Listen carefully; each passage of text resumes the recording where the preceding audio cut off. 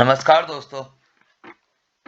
आज हम जो फंक्शन सीखने वाले हैं उसका नाम है VLOOKUP विद चूज। जैसा कि आप लोगों को मेरी स्क्रीन पे एक डेटा दिख रहा होगा, इसमें मेन सोर्स जैसे सपोज यहाँ पर नाम है, यहाँ भी नाम है, बट ये इसका सीरियल नंबर चाहिए, वो इसके बियॉन्ड इसके पीछे है। तो मुझे ये कैसे लेके आना है विद फॉर्मूले। तो बने रहिए मेरी वीडियो में। आज हम सीखेंगे कि इसे बोलते हैं एक तरीके से रिवर्स VLOOKUP। मतलब जो सोर्स है उसके पीछे का डेटा है, अगर वो उठाना है तो हमें कैसे उठाना पड़ेगा।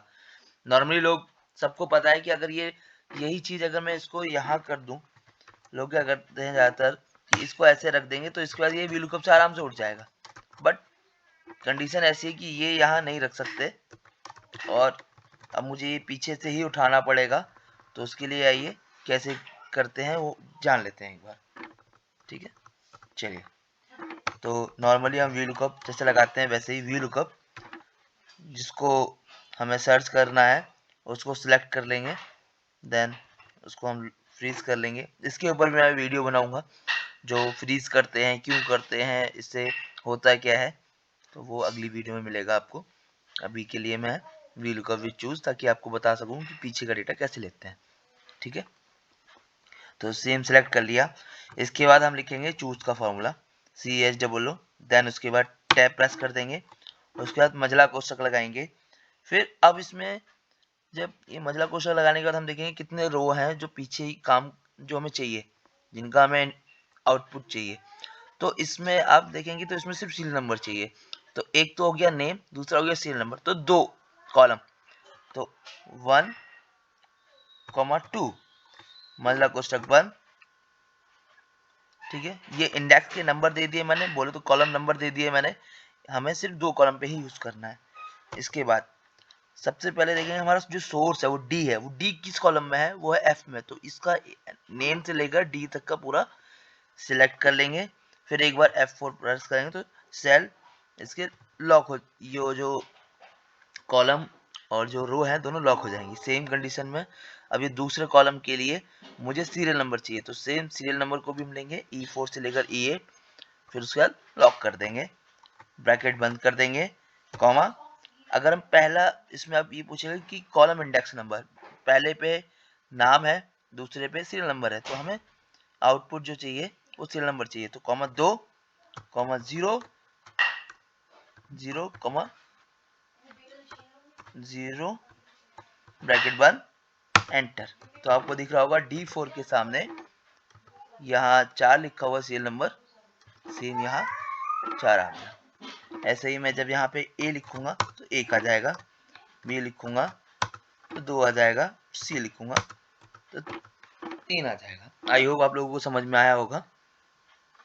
ये तो अभी हमने सिर्फ दो कॉलम के लिए किया था। नीचे एक और जो डेटा है इसको देख लेते हैं कि अगर सपोज एक से ज्यादा है तो हमें कैसे यूज करना है चूज को। तो देखिए सेम वही VLOOKUP जो ढूंढना है हमें, जिसको सबसे मेन होता है जिसको हमें ढूंढना है वो किस रो से स्टार्ट है, वो जरूर ध्यान रखें।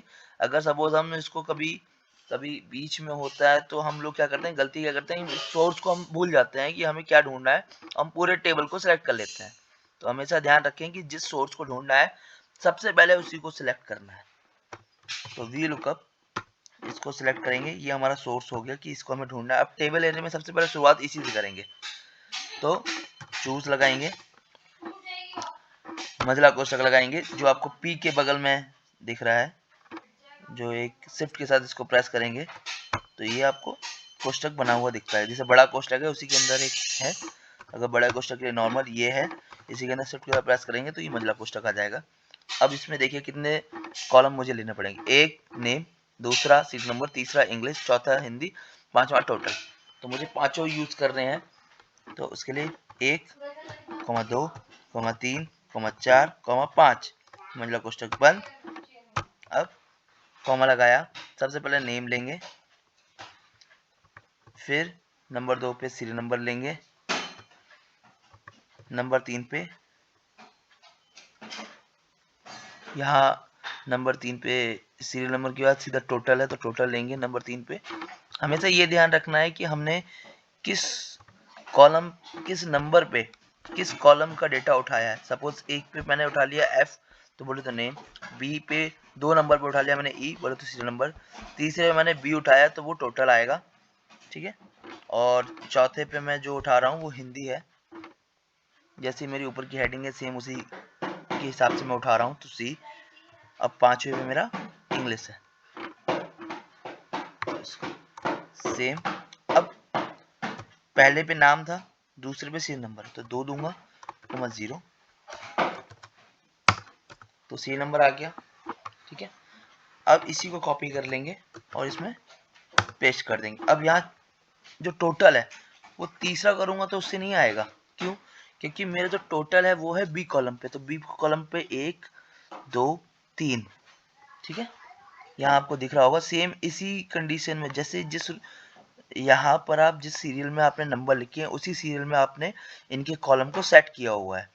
तो पहले कॉलम पे एफ है बोले तो नाम, दूसरा कॉलम यहाँ पर हमने जो सिलेक्ट किया है उसको हमने दिया है ई कॉलम की वैल्यू, तीसरे कॉलम पे हमने दिया है इसको बी कॉलम की वैल्यू। तो अब हमें बी कॉलम की वैल्यू लेनी पड़ेगी, तो उसके लिए हमें 3 दबाना पड़ेगा। तो आप देखेंगे डी का 4 आ गया, फिर 139 आ गया, जो यहाँ मैच कर रहा है टोटल से। अब हिंदी का चाहिए तो सेम कॉपी। अब हिंदी के लिए हमें हमारा कॉलम नंबर है सी, तो सी को हमने कहा किस नंबर पे सेट किया हुआ है, एफ ई बी सी बोले तो एफ पहला, ई दूसरा, बी तीसरा, सी चौथा, तो F2 करके हम यहाँ 4 कर देंगे, तो सेम 88 आ गया, यहाँ 88 आ गया। और ई कॉलम को हमने 5वां, डी कॉलम को आपने, ये देखिए लास्ट में डी कॉलम है, इसको आपने 5वां नंबर दिया। तो भले ही यहाँ पर कैसे दिख रहा है 1 2, जैसे यहाँ से अकॉर्डिंग देखें तो पहले पे नेम है, दूसरे पे सीरियल, तीसरे पे इंग्लिश है, बट यहाँ पर कैसे है, यहाँ सब कुछ चेंज है। यहाँ हमने जिस अकॉर्डिंग में हमने अपनी कॉलम को सेट किया होगा उसी का ही डेटा लेना पड़ेगा। आई होप आप सबको समझ में आया होगा, अगर आया है तो प्लीज़ कमेंट करें ताकि मुझे भी लगे कि हाँ आप लोगों को समझ में आया। तो इस फॉर्मूले को मैं एक साइड में लिख भी देता हूँ जिससे आपको एक बार दिख भी जाएगा। ये है इसका, और अगर एक से ज़्यादा अगर होती हैं तो उसके लिए हम ऐसे यूज़ करते हैं। उसको मैं समझा देता हूँ एक बार और।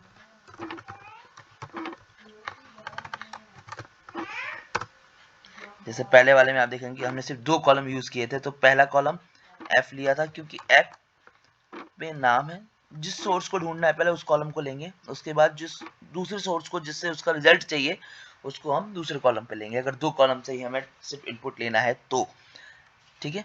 तो पहले पे एफ था, एफ को लिया, देन ई को लिया, सीरियल नंबर हमें चाहिए था क्योंकि हमें 2 कॉलम पे ही काम था तो हमने सीरियल नंबर से, और सेम फिर वही दो नंबर या 1 नंबर जो भी कॉलम का हमें डेटा चाहिए होता है उसके अकॉर्डिंगली हम उसको सिलेक्ट करके 0 ट्रू फॉल्स लगा के और ब्रैकेट बंद कर देंगे, तो जो हमें आउटपुट चाहिए उसके अकॉर्डिंग आ जाएगा, ठीक है। तो सेम कंडीशन में अब हमने ये लगाया था क्योंकि इसमें हमें सभी कॉलम का डेटा चाहिए था, तो इसलिए हमने ये 1 2 3 4 5 कॉलम यूज़ किए थे। तो जैसे वी लुकअप लगाते हैं, फिर चूज, फिर टैब प्रेस करके मजला कोष्ठक स्टार्ट करते हैं, फिर उसके अंदर हम लिखते हैं कितने कॉलम हमें यूज़ करने हैं, 1 2 3 4 5। तो सबसे पहले हम एफ लेंगे क्योंकि एफ का ही डेटा सबसे पहले ढूंढेगा, क्योंकि नेम हमारा मेन सोर्स क्या है, डी, डी बोले तो नेम, तो एफ लेना ही कंपलसरी है सबसे पहले। अगर इस कंडीशन में आप पहले ई लेंगे तो वो सोर्स नहीं काम करेगा, तो सबसे पहले उसको लेना है जिस सोर्स को आपको ढूंढना है, तो उस कॉलम का हमेशा ही ध्यान रखें।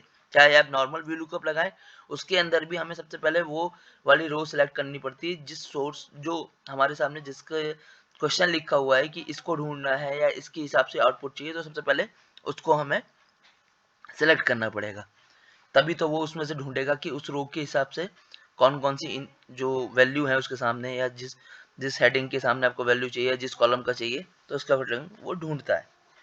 तो एफ लिया मैंने, देन उसके बाद ई, फिर बी, फिर सी, फिर डी, फिर इसके अकॉर्डिंगली जैसे बी, जैसे मैंने ई लिया है तो ई पे आपका सीरियल नंबर है तो 2 कॉलम लेंगे तो सीरियल नंबर आएगा। तो ऐसे ही तीसरे पे मेरा यहाँ पर बी है, और चौथे पे मेरा सी है, 5वें कॉलम पे डी है, तो जिस कॉलम का डेटा चाहिए बस उसको ही सिलेक्ट करना है तो आपका ये आंसर आ जाएगा। आई होप आप सब लोगों को मेरी वीडियो पसंद आई होगी। अगर पसंद आई है तो प्लीज़ सब्सक्राइब, लाइक और कमेंट करें।